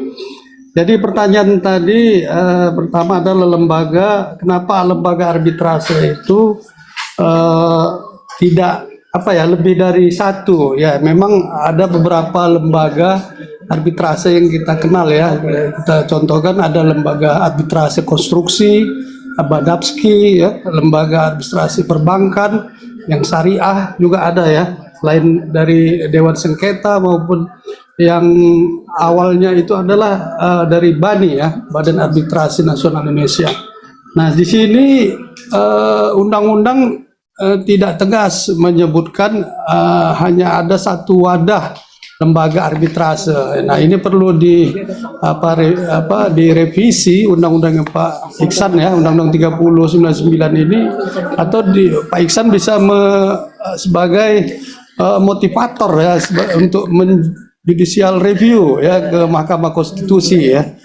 Semoga di kemudian hari hanya ada satu lembaga arbitrase ya. Diupayakan adalah lembaga Badan Arbitrasi Nasional Indonesia atau BANI. Nah, yang berikutnya Pak Iksan, bagaimana hambatan dalam eksekusi ya terkait dengan putusan arbitrase? Di sini perlu saya sampaikan bahwasanya putusan arbitrase tersebut bersifat sukarela ya Pak Iksan ya. Artinya para pihak wajib tunduk dan patuh terhadap putusan yang disampaikan oleh arbiter ad hoc atau majelis arbitrase. Nah, menurut penelitian saya untuk putusan arbitrase yang mandiri itu ada sudah 75% ya Pak Iksan. Jadi sisanya 25% itu adalah yang tidak tunduk atau patuh terhadap putusan arbitrase, lalu pihak yang menang mengajukan eksekusi ya serta jaminan kepada ketua pengadilan negeri di mana domisili dari termohon ya. Jadi ada 75% yang sudah tunduk dan patuh dan tunduk secara sukarela ya terkait dengan putusan arbitrase. Begitu ya Pak Iksan ya pendapat dari saya. Kita lanjut jawabannya dengan ini pendapat dari Prof Nia ya. Terima kasih Pak Iksan Lubis. Saya menambahkan apa yang telah disampaikan oleh Pak Dodi tadi. Sebetulnya arbitrase itu sudah final and binding. Sampai di titik itu harus dilaksanakan secara moral, itu sudah selesai sampai di situ. Jadi nggak bisa mengingkari lagi gitu, karena udah kata Prof Priyatna juga udah selesai sampai di situ. Nggak perlu lagi gitu harus didaftarkan di pengadilan gitu, seperti itu gitu ya. Kalau kita memang mau komit gitu dengan proses arbitrase ini. Tetapi ada azas di dalam Undang-Undang 48 2009 ya, bahwa hanya ada satu peradilan, yaitu peradilan negara. Nah, kemudian disinilah kekuatan eksekutor pelaksanaan putusan arbitrase ini seolah-olah belum bisa dilaksanakan karena masih harus didaftarkan ke pengadilan negeri. Padahal semestinya dengan adanya final and binding tidak perlu lagi didaftarkan. Tetapi dengan adanya himbauan atau apa keharusan untuk didaftarkan itu antara lain tidak lain adalah untuk memberikan satu efek penguatan. Karena kalau sampai tidak bisa dilaksanakan ada satu konsekuensinya. Seperti itu. Jadi di sini mungkin membutuhkan satu komitmen atau pemahaman melalui penyuluhan bagaimana berarbitrase kepada para pihak pada saat proses penyelesaian sengketa melalui arbitrase itu dilaksanakan hingga mencapai putusan.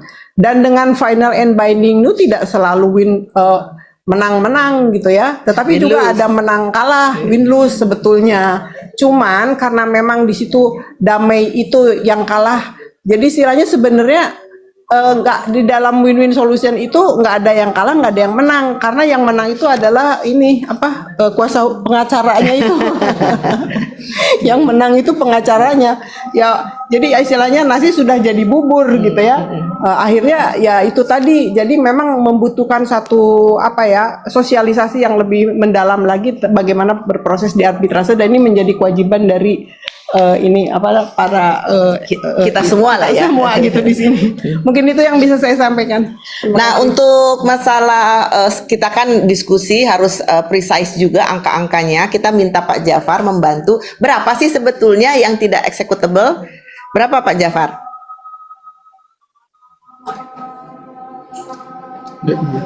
Izin Bu. Foto ya. Gimana Pak? Di mute lagi Bapak nih. Jangan di mute dari sini, jangan dong. Pak Jafar mau bicara. Pak, tolong di itu ya, tolong di unmute ya. Baik, Pak, terima ya. kasih. Baik, Bapak Ibu, terima kasih saya diberikan kesempatan untuk memberikan catatan komentar barangkali ya Bu. Ya, boleh. Ini Bu Tenti.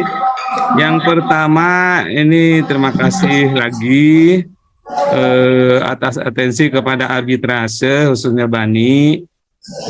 Yang kedua, dalam prinsip arbitrase itu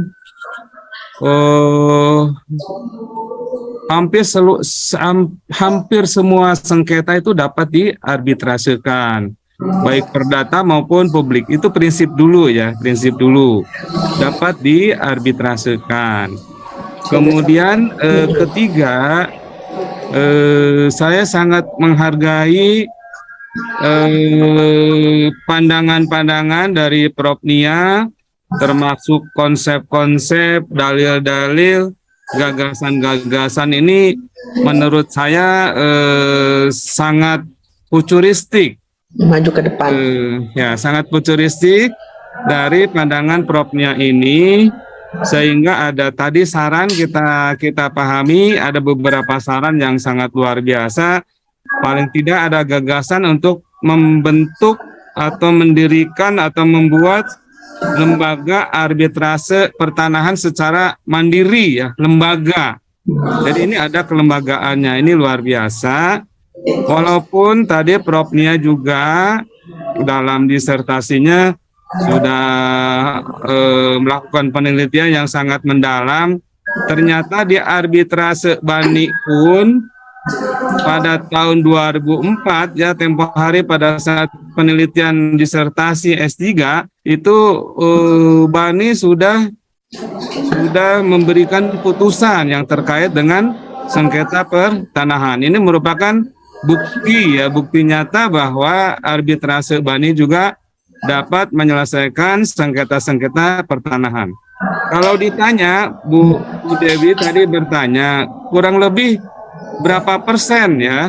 Berapa persen dari seluruh sengketa arbitrase yang ditangani oleh Bani sejak didirikan tahun 1977 hingga saat ini lebih dari 1.500 perkara yang diajukan ke Bani dan diputuskan. Informasi statistik Bu Dewi, informasi itu lebih dari 80% sebetulnya. Lebih dari 80% diselesaikan secara sukarela.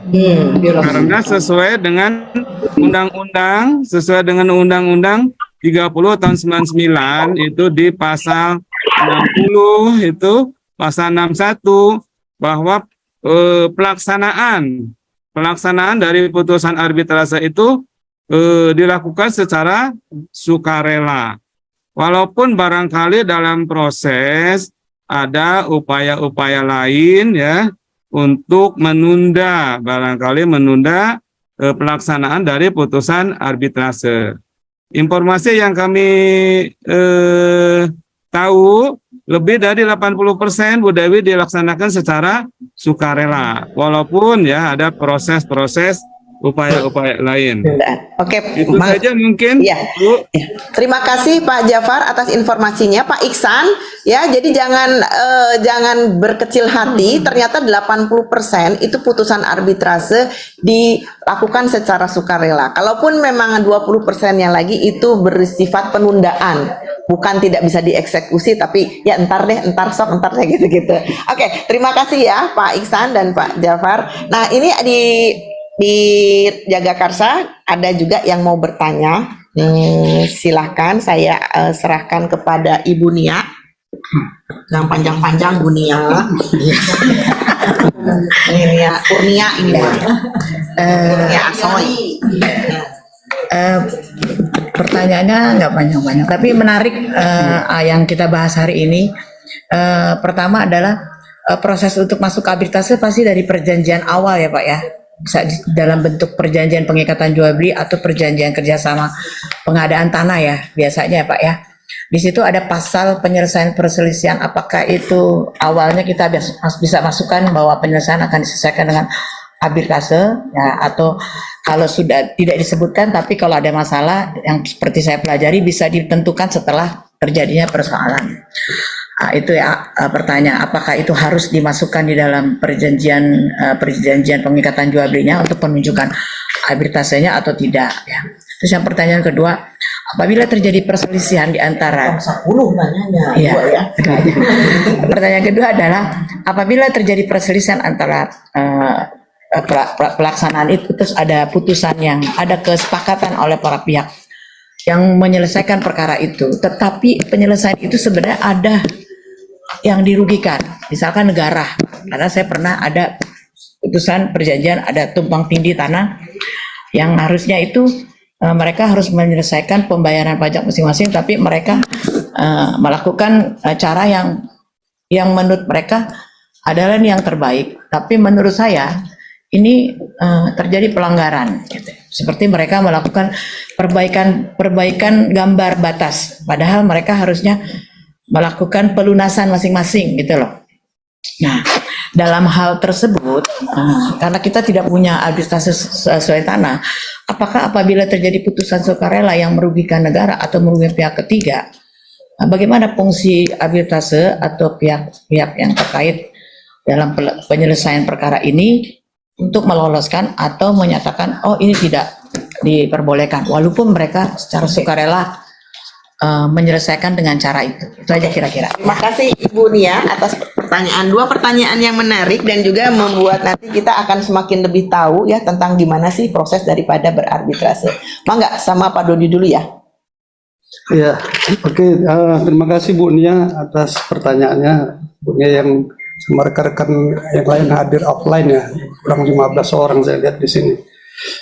Pertanyaan pertama terkait dengan proses awal perjanjian ya, atau agreement yang disepakati oleh para pihak, khususnya akte PPJB ya, terkait dengan perjanjian notaris, disarankan kepada para pihak untuk memberikan alternatif penyelesaian sengketanya, apakah melalui pengadilan atau melalui arbitrase. Jadi kita selaku kita katakan ya memberikan pandangan ya kepada klien atau tamu kita di kantor agar memberikan pilihan tersebut. Adanya tadi saya sebutkan sisi positif dan negatif, di dalam flyer saya pun nanti saya dibagikan ya sisi positif negatif dari arbitrase ya. Nah, tentunya notaris di sini sebagai apa ya, pintu awal atau pintu masuk untuk membuat satu klausula ya dalam PPJB tersebut agar disampaikan penyelesaian sengketanya melalui arbitrase ya, karena penyelesaian arbitrase itu ya murah, cepat dan efisien ya, putusannya final and binding, mengikat para pihak ya, putusannya dapat diputuskan selama 180 hari, tidak lama-lama seperti peradilan umum, sampai dari peradilan pertama, kedua, ketiga ya, membutuhkan waktu, dan sidangnya tertutup ya, putusannya juga tidak dipublikasikan kepada khalayak umum. Artinya para pihak yang bersengketa tersebut dapat dijaga kerahasiaannya apabila para pihak atau yang bersengketa tersebut ingin mendapatkan suatu pekerjaan ya di instansi terkait ya. Itu pertama. Yang kedua, terkait dengan penyelesaian sengketa antara negara dan masyarakat, ini biasanya ganti rugi tanah ya. Kalau di sini nggak ada namanya untung apa tanah, selalu ganti rugi ya, bukan ganti untung. ganti untung ya. Tentunya peran fungsi arbitrase melalui arbiter ad hoc bisa di sini, Bu Dewi Tenti juga bisa sebagai arbiter ad hoc untuk penyelesaian sengketa ya terkait dengan pertanahan apabila terjadi sengketa antara negara dengan masyarakat. Nah, sebelum dilakukan sengketa persidangan, tentunya arbiter akan mengajukan atau mengusulkan kepada para pihak untuk melakukan suatu upaya damai ya sebelum persidangan. Nah, dalam persidangan arbitrase ini upaya damai ini berbeda dengan peradilan umum lainnya. Di sini upaya damai ini dapat dilakukan setiap proses persidangan, apakah dalam pemeriksaan saksi, saksi ahli, bukti-bukti dan lain-lain sebagainya. Nah, disinilah apabila tidak dicantumkan klausula arbitrase, para pihak yang bersengketa dapat membuat satu adendum ya, perjanjian itu pintu masuk juga kita, Bu Dewi ya, bahwasanya perjanjian tersebut dapat dilakukan dengan akta notaris ya. Undang-Undang 30 sudah jelas menyebutkan. Saya rasa demikian ya, Bu Dewi. Oke, terima kasih Pak. Lanjut Pak, Bu Prof. Terima kasih atas pertanyaannya. Saya mau menjawab terkait dengan pengadaan tanah, ya. Penyelesaian sengketa terkait pengadaan tanah melalui arbitrase. Tadi sudah untuk mengambil kesimpulan bahwa aspek pengadaan tanah, persoalan penyelesaian sengketa dalam pengadaan tanah melalui arbitrase ini terkendala oleh aturan dari Undang-Undang 39 itu sendiri, bahwa yang bisa diselesaikan oleh arbitrase itu di bidang perdagangan ya. Nah, sekarang kalau kita mau bicara pengadaan tanah apa masuk dalam kategori perdagangan. Tapi tidak tertutup kemungkinan seperti yang tadi saya sampaikan bahwa arbitrase itu bisa masuk di ranah publik dan bisa juga di ranah privat. Tetapi kita mesti mencermati, menelisik kasus per kasusnya seperti apa. Misalnya di dalam pengadaan tanah. Pengadaan tanah itu merupakan aspek di ranah publik. Nah, di sini misalnya akan dibangun satu pembangkit tenaga listrik misalnya di suatu tempat.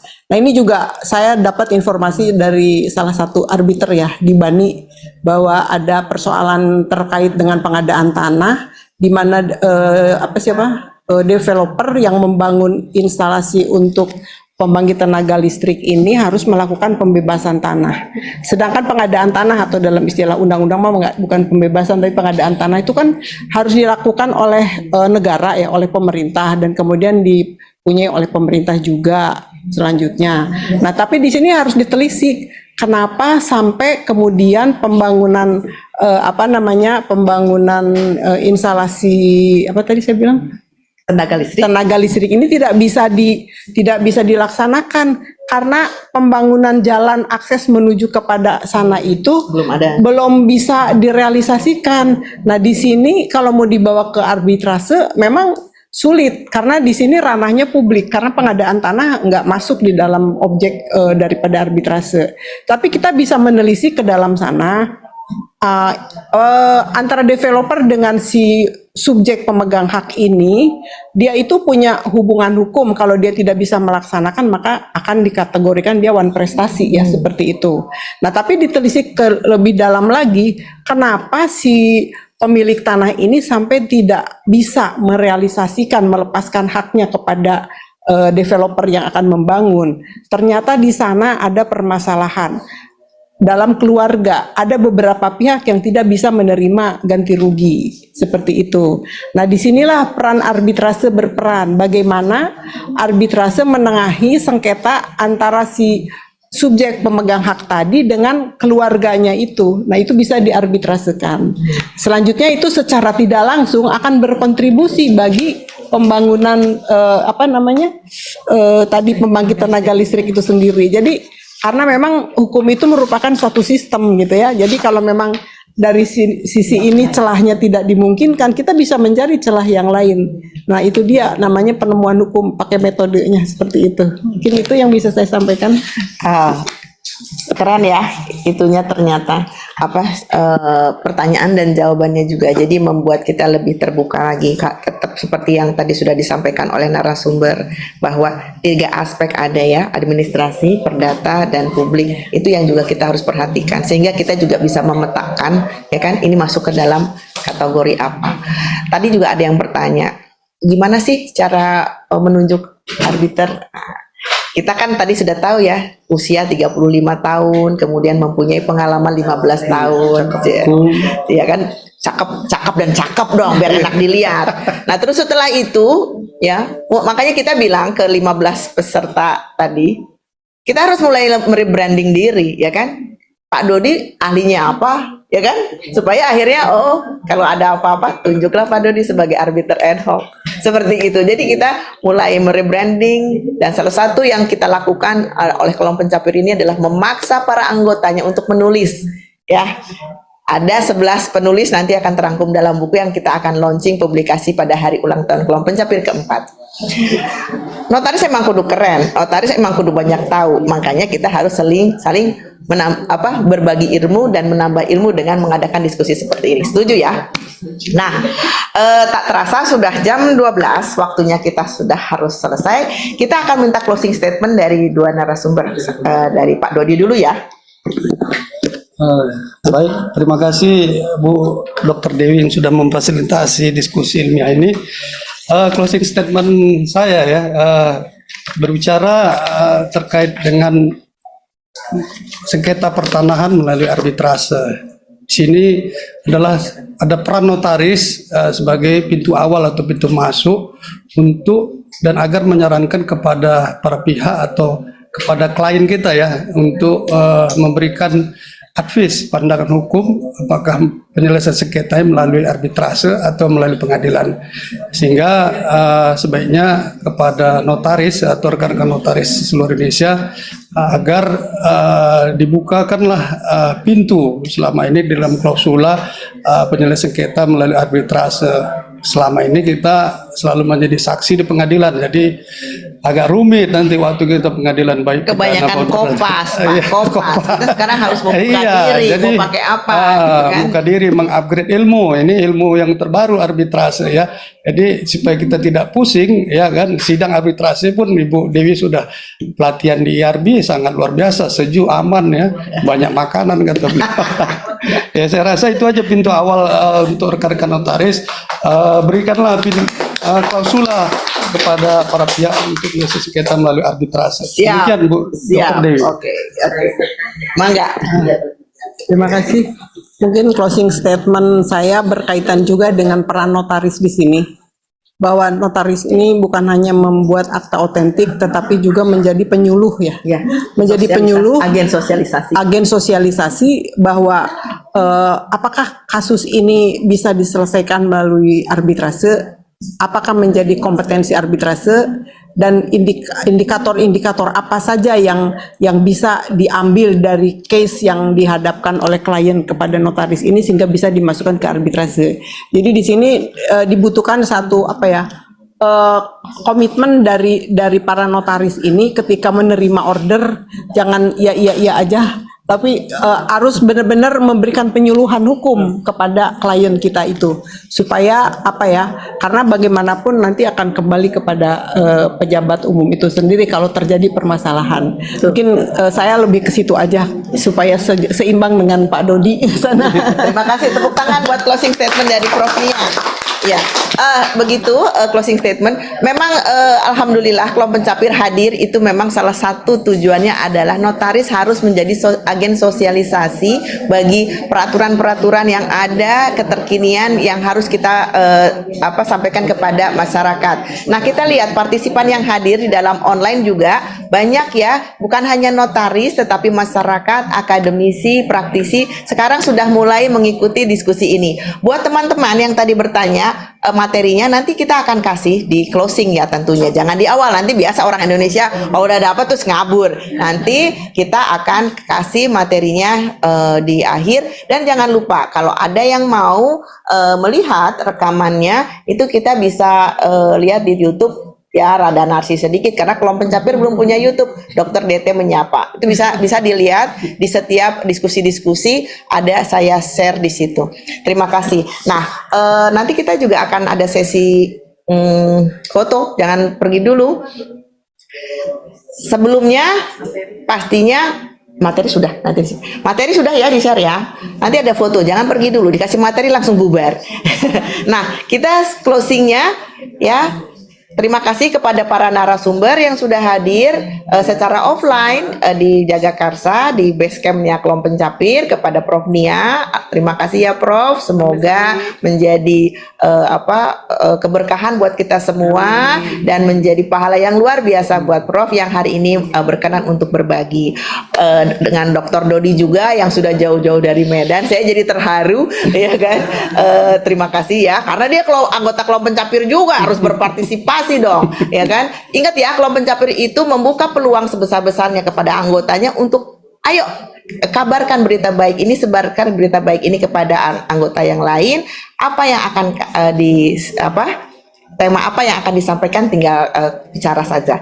Nah, dan terima kasih juga kepada teman-teman yang hadir pada hari ini secara offline dan online.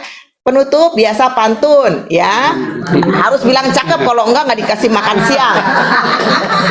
Siang-siang perut lapar. Ada yang GR dikit nih, disiapin pecel sama Mbak Ira. Pecelnya pakai kecipir.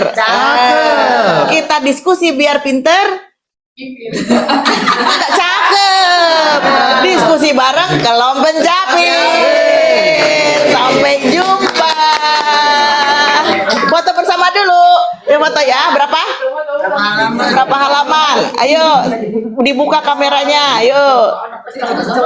Ada pecel. 1, 2, 3. 1, 2, 3. Oh, belum. Waduh. Bu F. 1, 2, 3. Yang belakang berdiri. 1, 2, 3. Depan lagi Mbak, yang depan. 1, 2, 3. Yang depan diulang. Banyak yang nggak, ini makin belakang makin nggak ada. Udah biarin aja kalau gitu. Nggak ada, nggak usah. Satu lagi ada namanya.